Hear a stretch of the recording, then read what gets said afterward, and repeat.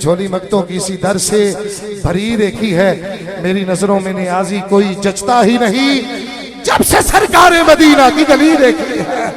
آئیے حضور کی گلی کی طرف چلتے ہیں اور سنتے ہیں بڑی شخصیت کو، بڑی کرم نوازی انہوں نے فرمائی، لیکن کی سرزمین پہ آپ نے قدم رجع فرما ہوئے دل کے در گہرائیوں سے چودھری امتیاز صاحب کی طرف سے، جناب چودھری اجاز صاحب کی طرف سے، علی حسن صاحب کی طرف سے، انیس صاحب کی طرف سے، سب کی طرف سے خوش آمدید کہتے ہوئے گزارش کروں گا بڑے ادب کے ساتھ، ملک پاکستان میں ایک بہت بڑا نام، میرے مسلک حق اہل سنت کے ترجمان، میرے مسلک حق اہل سنت کی جان، میرے مسلک حق اہل سنت کے عظیم اسکالر، بڑے ادب کے ساتھ گزارش کروں گا پیر طریقت و شریعت، آبشار حکمت و دانش، عالمی مبلغ اسلام حضرت صاحبزادہ پیر اجمل رضا قادری صاحب سے بندہ نواز تشریف لائیں، اپنے روحانی وجدانی عرفانی اصلاحی خطاب سے ہمارے سینے سے نور فرمائیں۔ جتنی بڑی وہ شخصیت ہے اتنا بڑا تو نعرہ ہونا چاہیے، نعرہ تکبیر، بول دے نعرہ تکبیر، نعرہ تکبیر، دائیں ہاتھ بلند کر کے اونچی آواز میں بولو نعرہ رسالت، کیا بات ہے، نعرہ رسالت، نعرہ حیدری، نعرہ حیدری، نعرہ حیدری، نعرہ تحقیق، دونوں ہاتھ بلند کر کے بولنے تاجدار ختم نبوت زندہ باد، تاجدار ختم نبوت۔ الحمدللہ الذی ذی العزت والعلا والصلاة والسلام علی سید الانبیاء شمس الضحیٰ بدر الدجا نور الہدا منبع الجود والعطا، اما بعد، اعوذ باللہ السمیع العلیم من الشیطان الرجیم، بسم اللہ الرحمن الرحیم۔ لقد جاءکم رسول من انفسکم عزیز علیہ ما عنتم حریص علیکم بالمؤمنین رؤوف الرحیم۔ صدق اللہ العظیم وصدق رسولہ النبی الکریم الامین۔ ان اللہ وملائکتہ یصلون علی النبی یا ایہا الذین آمنوا صلوا علیہ وسلموا تسلیما۔ الصلاة والسلام علیک یا سیدی یا رسول اللہ وعلی آلک واصحابک یا سیدی یا حبیب اللہ۔ سارے حضرات درود شریف پڑھیے، الصلاة والسلام وعلی آلک واصحابک یا سیدی یا رحمت للعالمین۔ تمام تعریفیں حمد و ثنا اللہ تعالیٰ جل مجدہ الکریم کے لیے، درود و سلام نبی رحمت نور مجسم شفیع معظم آقا کل ختم رسول دانہ سبل احمد مجتبیٰ جناب حضرت محمد مصطفیٰ اعلیٰ تحیت و ثنا کی ذات والا صفات کے لیے حمد و صلات کے بعد، گرامی قدر حضرات، سامعین، حاضرین، علماء، دوستو، محفل میلاد مصطفیٰ صلی اللہ علیہ وسلم کے خوبصورت عنوان سے آج کی اس بزم نور کا انعقاد ہے۔ اللہ تبارک و تعالی ہم سب کی حاضری کو قبولیت کا درجہ عطا فرمائے، بانیان محفل کو اللہ اس کا بہترین صلہ نصیب فرمائے۔ اللہ تعالیٰ نے قرآن حکیم میں نبی پاک صلی اللہ علیہ وسلم کا امت کے ساتھ رشتہ بیان کیا، فرمایا لقد جاءکم رسول من انفسکم، تحقیق میں نے تمہیں میں سے تمہیں ایک رسول عطا فرمائے ہیں، عزیز علیہ ما عنتم، تمہارا تکلیف میں پڑنا میرے نبی پر گراں گزرتا۔ صرف خالی اس آیہ مقدسہ کے ترجمے پر آپ غور فرمائیں، کتنی جاذبیت ہے قرآن مجید کے الفاظ میں، اور کتنا حسن ہے اللہ تبارک و تعالیٰ کے عطا کردہ اس خوبصورت رشتے میں۔ فرمایا عزیز علیہ ما عنتم، تم اگر کبھی تکلیف میں پڑو تو یہ بات میرے نبی پر گراں گزرتی۔ حریص علیکم، وہ تمہاری بھلائی چاہنے میں جلدی کرتے ہیں، وبالمؤمنین رؤوف الرحیم، مومنوں پہ رؤوف بھی ہیں اور رحیم بھی۔ نبی پاک صلی اللہ تعالیٰ علیہ وآلہ وسلم نے جو دین دیا اور حضور کی جو شخصیت ہے، اور سرور کائنات صلی اللہ تعالیٰ علیہ وسلم کی حیات مبارکہ کے خوبصورت اور حسین پہلوؤں میں سے جو سب سے زیادہ چمکتا دمکتا پہلو وہ یہ ہے کہ حضور ایک نرم دل لے کے دنیا میں تشریف لائے اور احساس والا پیغام حضور نے دیا، احساس والا۔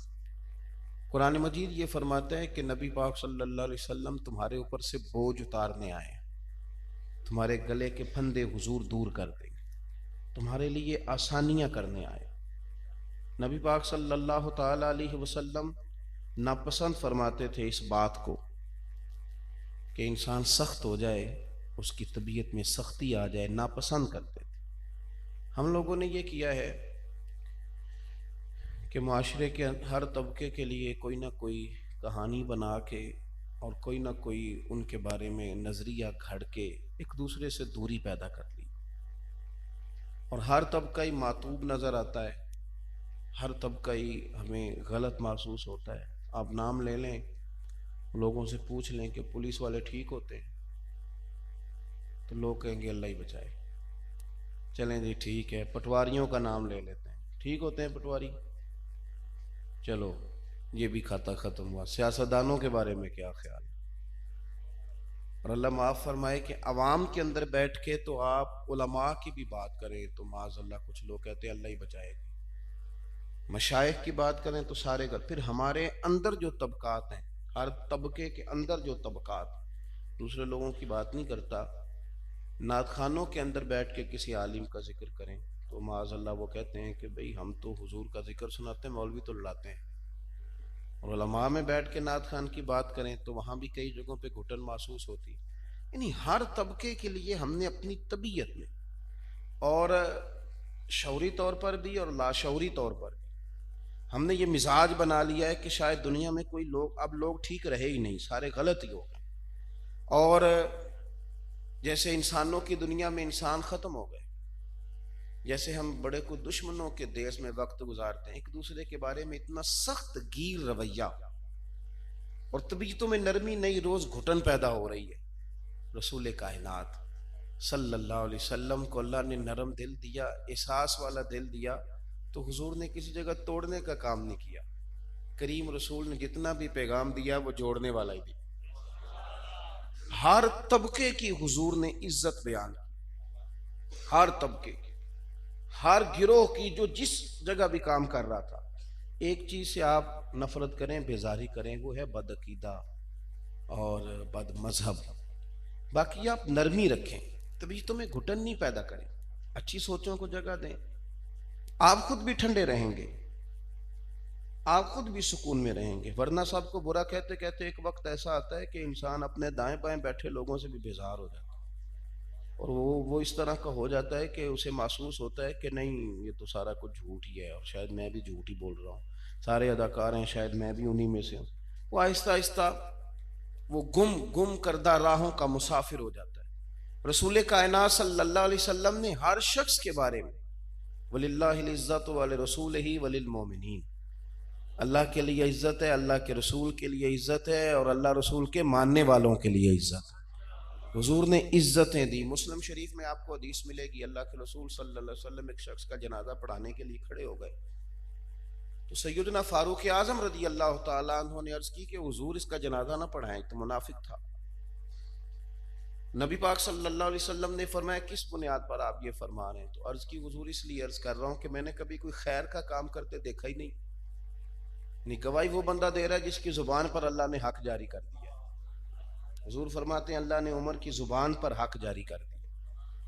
آپ میری بات پہ توجہ کریں گے، اللہ آپ کو بہتر سے لا دے۔ یا رسول اللہ صلی اللہ علیہ وسلم میں نے نہیں اسے خیر کا کوئی کام کرتے کبھی دیکھا۔ تو حضور نے مجمع کی طرف نظر ڈالی، جتنے لوگ جنازے کی نماز میں شریک ہونے کے لیے آئے ہوئے تھے، کریم فرمانے لگے تم میں سے کبھی کسی نے اسے کوئی اچھا کام کرتے دیکھا ہے؟ کبھی، روز نہیں، کبھی کوئی اچھا کام کرتے دیکھا ہے؟ تو ایک شخص نے عرض کی حضور ایک رات اس بندے نے خالصتاً اللہ کی رضا کے لیے اپنی بستی کا پہرا دیا تھا۔ میرا فوجی، میرا پولیس والا روز پہرا دیتا ہے، لیکن ایک دن اس نے اللہ کی رضا کے لیے یہ کام کیا تھا۔ کریم رسول فرمانے لگے بناؤ صفحے میں جنازہ پڑھاتا ہوں۔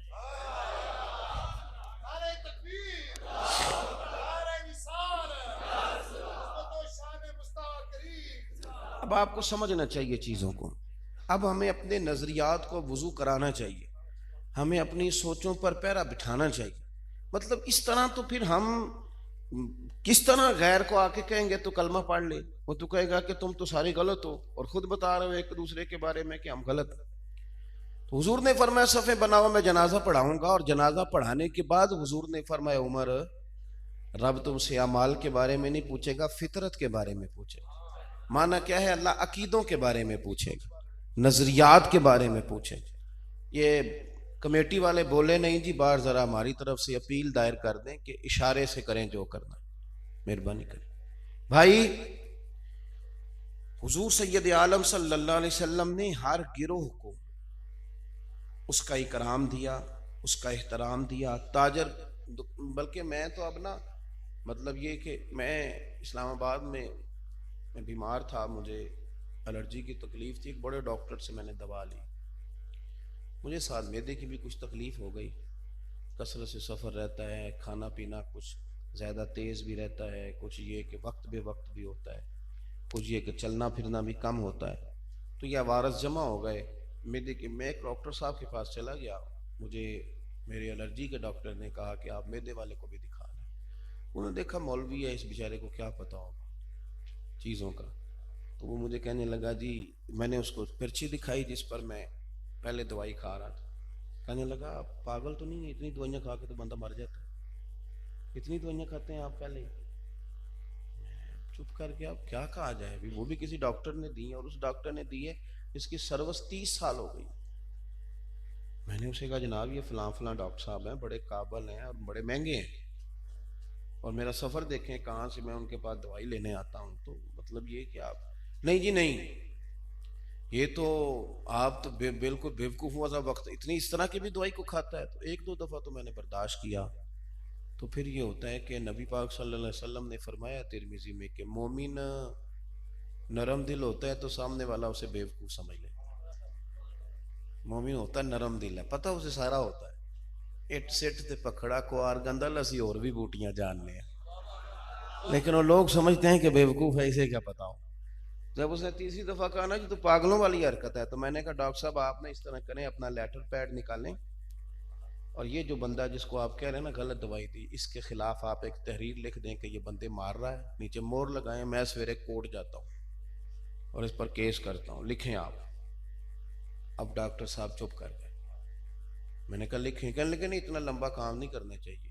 میں نے کہا آپ کیوں لوگوں کو انتشار کا, آپ کی وجہ سے لوگوں کو کہیں گے ڈاکٹر ڈاکو ہوتے ہیں, حالانکہ ڈاکٹر ڈاکو نہیں ہوتا. کوئی 2 4 5 لوگ غلط ہوں تو ہو جائیں. میں نے اپنے پروفیشنل معاملات کے ساتھ بڑے بڑے مخلص ڈاکٹر دیکھے, میں ذمہ داری سے کہہ رہا ہوں, میں نے دیکھے. ہم لوگ ایک دوسرے کے خلاف محاذ آرائی کر کے انتشار برپا کرتے, لوگوں کے دلوں میں بدگمانیاں پیدا کرتے. ہمیں ایک دوسرے کی ضرورت ہے, ہم ایک دوسرے کے بغیر رہ نہیں سکتے. اس پوری محفل میں بڑا خوبصورت انتظام کیا میرے دوستوں نے, لیکن اگر یہ ساؤنڈ والا ساؤنڈ نہ چلائے تو جلسہ نہیں ہوتا, لائٹنگ والا لائٹ آف کر دے تو کام نہیں چلتا. تو ایک دوسرے کی ضرورت کیوں نہیں محسوس کرتے؟ تاجر بڑا برا ہے, تاجر کھا گیا ہے, تاجر و سن. ترمذی شریف میں حضرت انس بن مالک کی حدیث موجود ہے, میرے رسول پاک نے تاجر کی شان بیان کی جو دکان پہ بیٹھ کے محنت کر رہا ہے اور کاروبار کر رہا ہے. کریم رسول نے فرمایا تاجرو سچ بول کے تجارت کرنا, تمہارے رسول کا وعدہ ہے قیامت کے دن اللہ تمہیں نبیوں کے ساتھ جگہ عطا فرمائے گا, رسولوں کے ساتھ جگہ ملے گی تمہیں. یعنی آپ اس بات کو سمجھیں کہ تاجر سچ بول کے تجارت کرے تو قرب مصطفیٰ نصیب ہو رہا ہے اسے.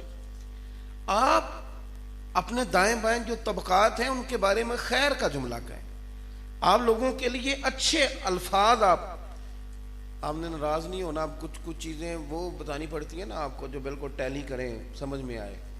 یعنی آپ دیکھیں کہ عمرہ کرنے چلے گئے, حج کرنے چلے گئے, پرانی بات بتا رہا ہوں آپ کو, کئی سال پرانی, اب تو خیر وہاں نقشہ بدل گیا ہے.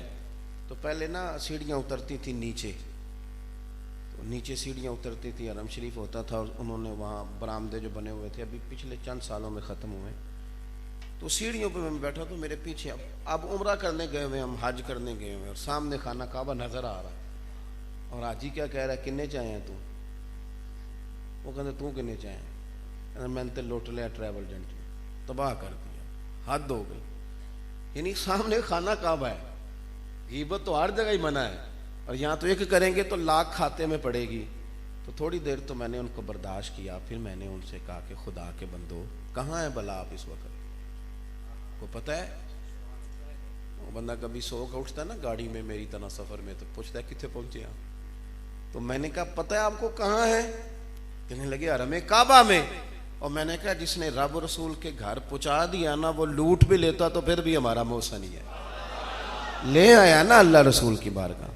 نظریات کو تو ستھرا کر یار. ہر وقت اگر آپ کی طبیعت میں یہ حال رہے گا اور یہ کیفیات رہے, یہ رنگ رہے, پھر کہاں جائیں گے ہم؟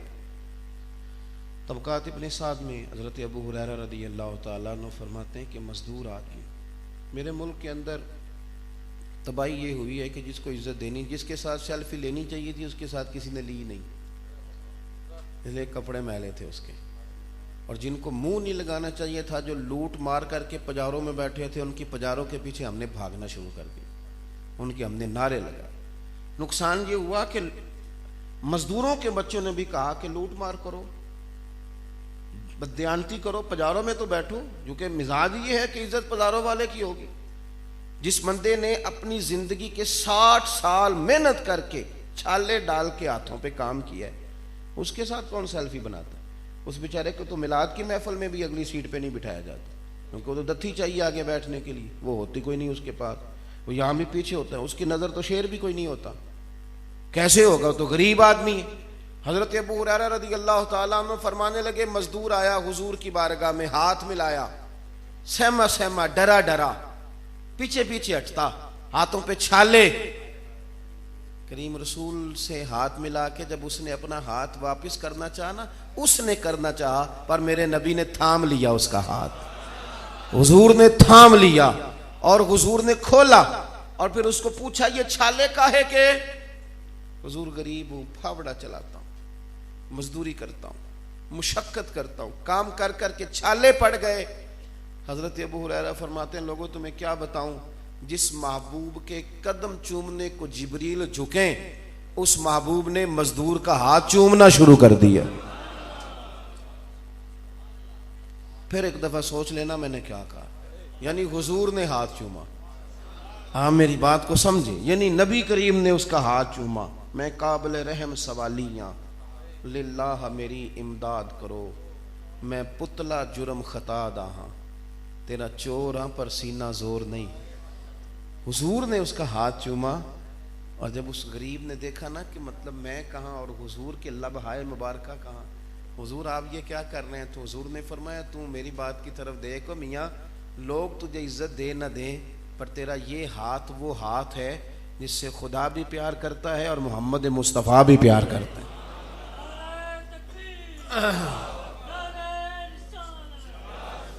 میرے عزیز, اگر آپ ایک دوسرے کی قدر کرنا شروع کر دیں, میں اور آپ ایک دوسرے کو مناسب عزت آپ دینی شروع کریں, ایک دوسرے کی ضرورت کو محسوس کریں, لوگوں کے بارے میں خیر کا جملہ کہیں.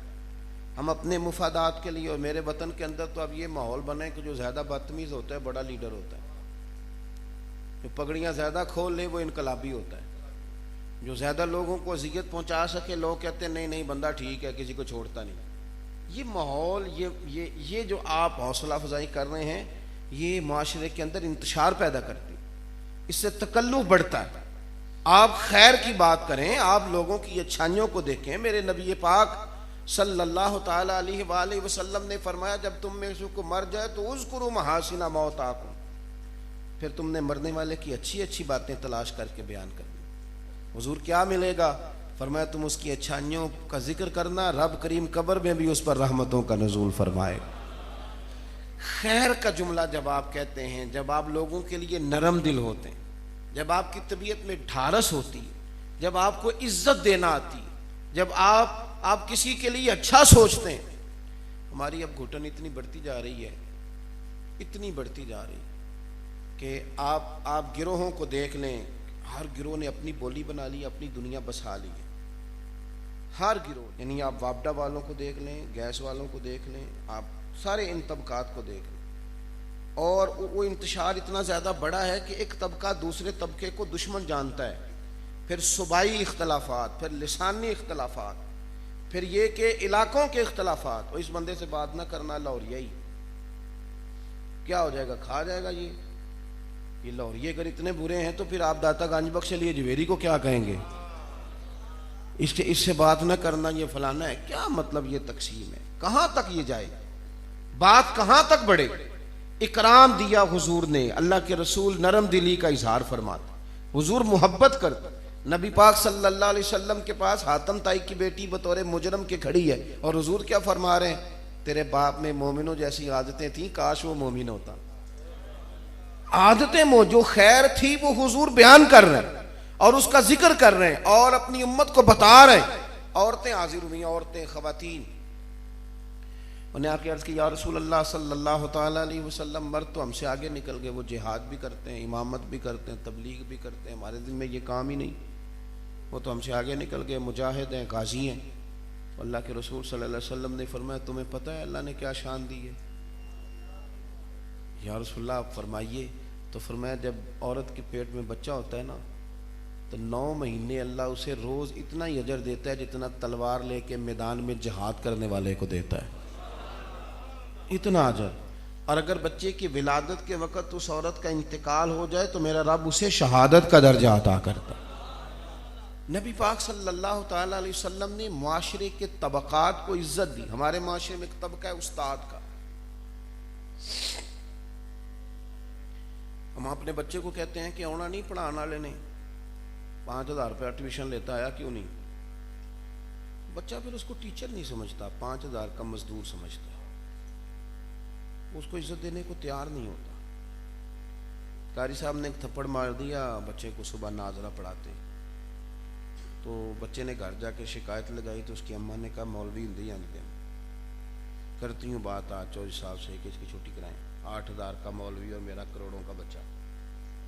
وہ شاید کبھی تعلیم حاصل کر بھی جائے، پڑھ جائے، کوئی معیار ہدایت نہیں ہے جو بات ہم کر رہے ہیں، پر یہ کہ اگر وہ علم پڑھ بھی گیا نا تو علم کے حسن سے محروم ہو جائے، اس کی چاشنی اور لذت نہیں ملے گی۔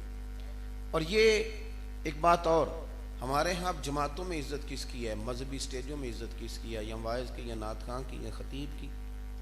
لوگ کہتے ہیں مولوی لڑ رہے ہیں، تو میں نے کہا مولوی آپ نے دیکھے کتنے ہیں؟ وہ 4-5 جو میڈیا پہ نظر آتے ہیں۔ اساتذہ تو وہ ہیں جو مدرسوں میں بیٹھ کے حدیث پاک پڑھا رہے ہیں، وہ جو اسباق دے رہے ہیں ان کی تعداد ہزاروں اور سینکڑوں میں، اور وہ چپ کر کے بیٹھے ہیں، وہ 15,000 تنخواہ پہ سارا مہینہ گزارتے ہیں، اور وہ بیٹھے ہیں تو وہ خاموش بیٹھے تھے، تو لوگوں کے دلوں میں خیال آتا تھا کہ شاید یہ پیچھے رہ گئے، ان کی تو شہرت بھی کوئی نہیں، فوٹو بھی کوئی نہیں کھینچتا، نعرے بھی کوئی نہیں لگتے، پوسٹر بھی کوئی نہیں چھپتے۔ تو وہ آواز آئی گنبد خضرا سے، حضور سید عالم نے فرمایا انی بعثت معلما، اور لوگوں گھبرانا نا، مجھے بھی رب نے استاد بنا کے بھیجا ہے، میں بھی استاد ہوں۔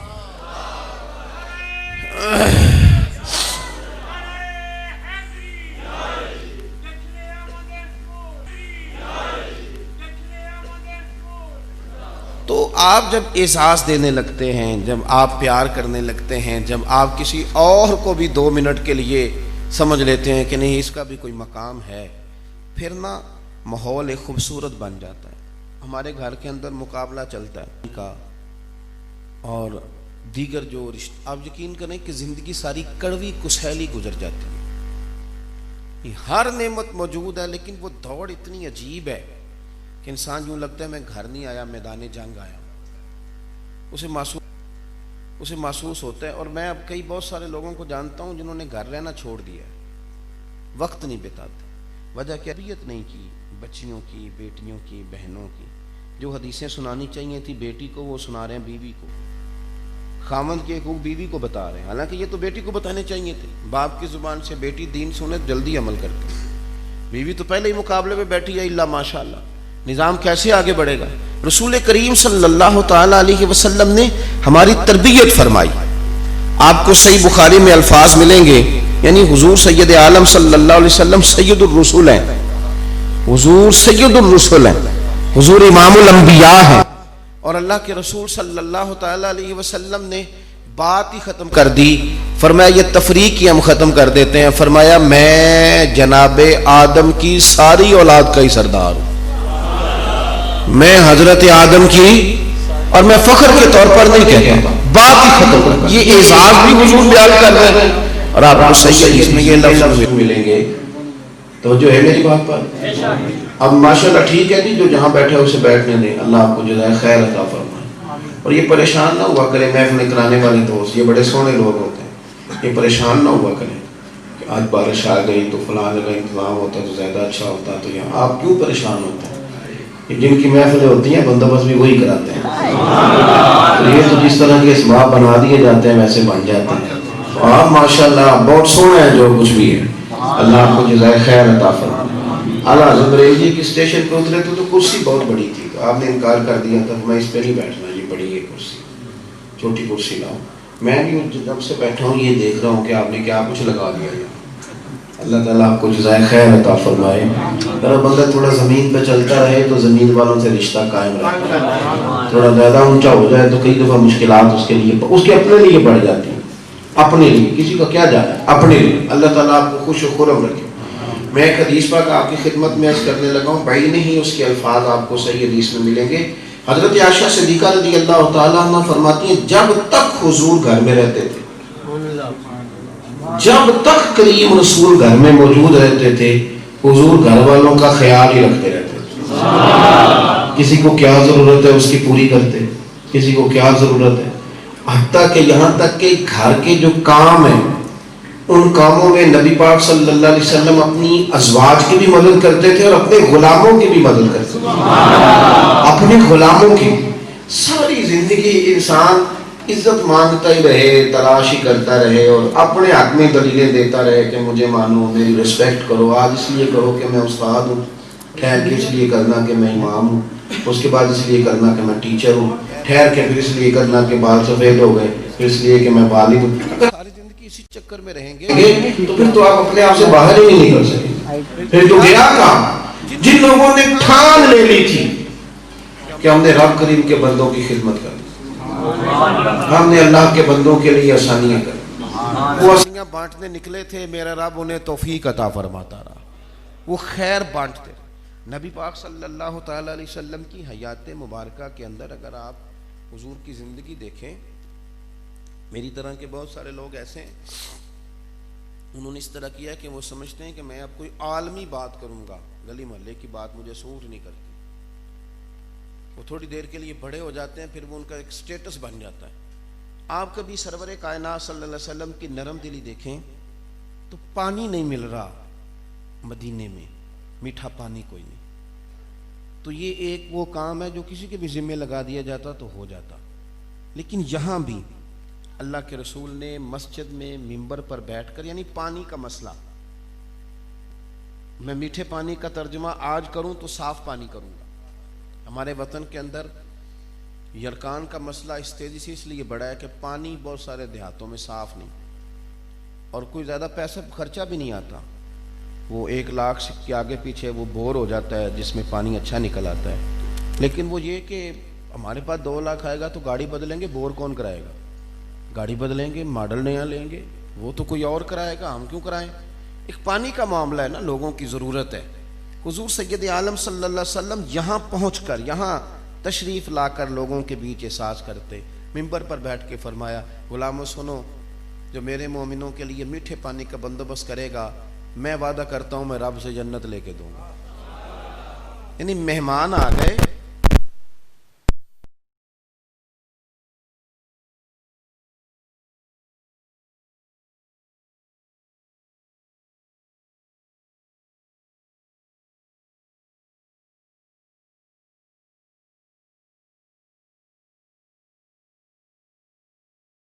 اولاد سے بڑے اور امام الانبیاء ہیں. بعد از خدا بزرگ توئی قصہ مختصر، تو 3 بندوں کی روٹی کا مسئلہ بھی میرے نبی پاک ہی حل کراتے اور کائنات کے سارے دکھوں کی بات بھی میرے رسول پاک ہی بیان فرماتے. یعنی ہر پہلو پر حضور توجہ رکھتے، ہر پہلو پر، ہر جگہ. کسی کو کتنی ضرورت ہے اس کی ضرورت پوری کی جائے، کسی کو کتنی حاجت ہے اس کی ضرورت، بات زیادہ نہیں کرنی، بس بیٹھنے لگاؤں۔ ہم نے پہلے تو لوگوں کا خیال رکھا نہیں، اور اگر رکھا بھی ہے تو پھر اس طرح کیا ہے کہ لوگوں کو بھکاری بنا لیا۔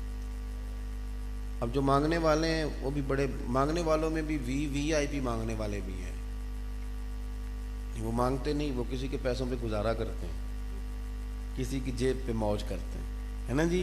اور ہمارے بچوں کا، نئی نسل کا تو اب یہ خیال ہے، کہتے ہیں کاروبار بھی کسی دے پیسے نہ کرنا۔ یہ سوچ جو ہوتی ہے نا، یہ بڑے چھوٹے کمزور لوگوں کی ہوتی ہے، یہ رویہ نہیں۔ کیوں کہ دینے والے بھی یا تو اس کو دیتے ہیں جو خوشامد تگڑی کر لے، یا اس کو دیتے ہیں جو اچھی طرح بھکاری بن جائے۔ اگر ہم یہ رواج رکھیں کہ دینا ہے، کسی کی مدد کرنی ہے، پیار کرنا ہے، لیکن اس میں عزت کو بھی قائم رکھنا ہے، تو پھر کسی کی مدد بھی ہو جائے گی اور اس کی عزت نفس بھی قائم رہے گی، اور وہ بندہ بھی بھکاری نہیں بنے گا، وہ اس سسٹم میں نہیں آئے گا جس سسٹم میں اب تو لوگوں کا کھل گیا بس ہاتھ، جو لینے والے تھے ان کی طبیعت کھل گئی، اب تو بہت ساری شرمیں اتر گئی، اب تو ایک لمبی چوڑی لسٹ بن گئی سوسائٹیوں کی، چندے اکٹھے کرنے والوں کی، یعنی چھوٹے بچے جو ابھی کل 9th 10th میں آئے ہیں اور انہوں نے کرکٹ کھیلی، انہیں بھی سمجھ لگ گئی ہے کہ چندہ اکٹھا کر لیا جائے تو کرکٹ کھیلی جا سکتی، وہ بھی اس چکر میں پڑ گئے۔ ناراض ہو گئے آپ لوگ؟ نہیں، میں صحیح کہہ رہا ہوں، آپ میری بات پہ غور کریں، یہ انداز درست، یہ طریقہ درست۔ آپ یہ نہ کہیں کہ میں نے طالب علموں کی بات کی، میں اپنے علماء سے بھی کہتا رہتا ہوں، میں کہتا ہوں کہ ہر جگہ نیا مدرسہ بنانا ضروری نہیں، بنی ہوئی بلڈنگیں ان میں کام کریں، اگر زیادہ مشقت ہے تو مسجد میں کلاس لگا لیں۔ ہمارے بزرگ تو درختوں کے نیچے بیٹھ کے پڑھاتے ہیں، لیکن اتنا لمبا سٹائل نہ بنائیں، اس سے نقصان، جہاں ضرورت ہے وہاں ضرور کریں، ادارہ ضرور قائم کریں، لیکن یہ کہ چندے جمع کرنے کا مزاج اگر آپ بنا لیں گے تو بڑی مشکل ہو جائے گی، اور اس میں بہت سارے پھر لوگ ہوں گے جو اسی ڈگر پہ چل نکلے۔ ترتیب کرے مدد کرنے کی۔ حضرت جابر ابن عبداللہ رضی اللہ تعالیٰ عنہ فرماتے میں غریب تھا اور حضور میری اس طرح مدد کرتے تھے کہ پتہ بھی نہیں چلتا تھا۔ صدر الشریعہ رحمۃ اللہ علیہ کی بہار شریعت آپ دیکھیں، یہاں ماشاءاللہ تدریس کرنے والے علماء بیٹھے ہیں، پوچھ لیجئے گا اگر کسی کو زکوٰۃ لگتی ہو نا تو شریعت کہتی ہے اس کو بتانے کی ضرورت نہیں کہ میں تمہیں زکوٰۃ دے رہا ہوں۔ صاحب بہار شریعت کہتے ہیں کہ اسے پیسے دے دو، اسے کہو یار یہ میری طرف سے بچوں کے کپڑے لے لینا، کیونکہ بعضوں کا صدقہ اور زکوٰۃ کے نام سے کچھ لوگ آنکھیں نیچی کرتے ہیں، تو آپ کہہ دیں کہ میری طرف سے کپڑے لے لینا، میری طرف سے بچوں کی عیدی ہے، اس طرح کا لفظ کہہ دیں، ہو گئی آپ کی زکوٰۃ۔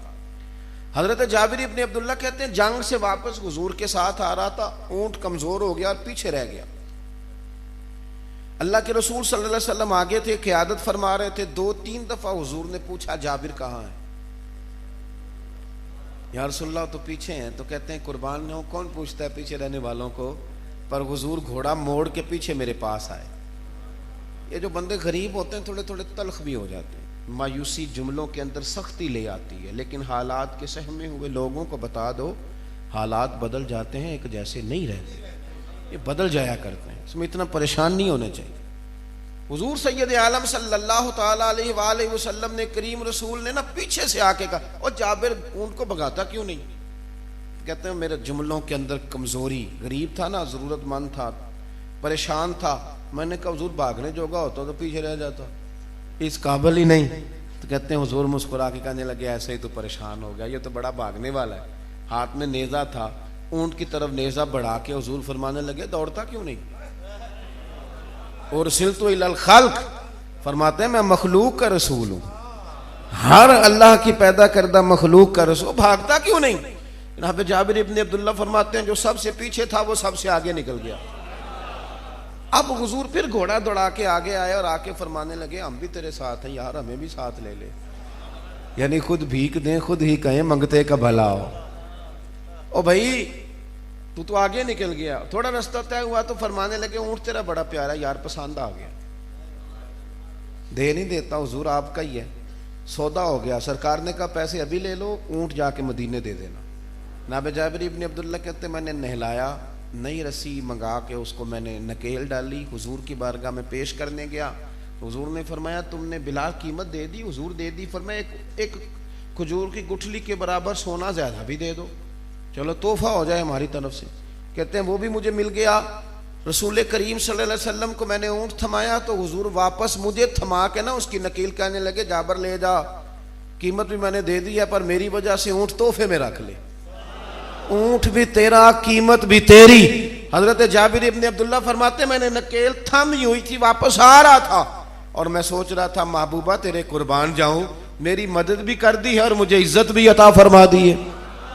یعنی اس طرح کا انداز اختیار کیا کہ سرکار نے نواز دیا، ساتھ احترام بھی قائم رہا سامنے والے کا۔ کسی کے بارے میں اپنی سوچوں کو میلا نہ کریں۔ آپ جہاں بھی ہیں، جس جگہ بھی ہیں، جو بھی کر رہے ہیں اس کو اخلاص کے ساتھ ضرور کریں، لیکن ضروری تو نہیں کہ جہاں جو آپ سوچ رہے ہیں وہی صرف ٹھیک ہے۔ امام احمد بن حنبل بھی ٹھیک تھے اور امام شافعی بھی ٹھیک تھے امام مالک بھی، لیکن بہرحال امام ابو حنیفہ ہی امام اعظم ہے۔ میری بات کی سمجھ آ رہی ہے؟ تو ہم نے یہ کیا ہے کہ میں کھینچ کے لانا چاہتا ہوں، جہاں میں ہوں وہیں سارے آئے، اس طرح تو نہ کریں یار۔ رب نے جسے بنایا ہے سونا ہی بنایا ہے، اور جس جگہ بھی کسی کو رکھا ہے اس نے اپنے کرم سے رکھا ہے۔ تو حضور نے نرمی تقسیم فرمائی، لوگوں کو لوگوں کے قریب کیا۔ یہی شوق ہم پیدا کریں گے تو پھر معاشرہ بڑا پیارا ہو جائے گا، پھر اخوتیں، محبتیں، وارفتگیاں بڑھیں گی۔ اللہ تعالیٰ عمل کی توفیق عطا فرمائے۔